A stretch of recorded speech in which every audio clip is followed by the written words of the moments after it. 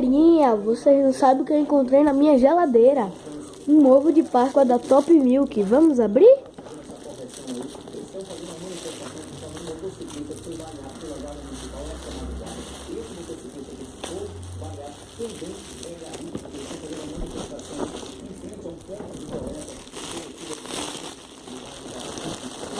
Olha, inteirinho, ó. A gente muda de assunto agora para falar de arte. É muito fácil ver o Cara Nova aqui em Salvador. Você vai ver o passeio público. Tem nada dentro, mas Um lugar que gosta de história, de fotografia. 11 grandes painéis estão delícia. decorando os muros do prédio com fotos antigas que mostram como era Tá Salvador duro, ó, gente, ó. há mais de 100 anos. As fotos são do livro 50 anos de Bonificação de Salvador da Bahia do século XIX, da historiadora Jacida Pode? Novaes. Deixa eu ver se eu É vou. permanente. Deixa eu comer um pedaço do meu ovo. Deu no murro, tava durão. Esse farelo aí.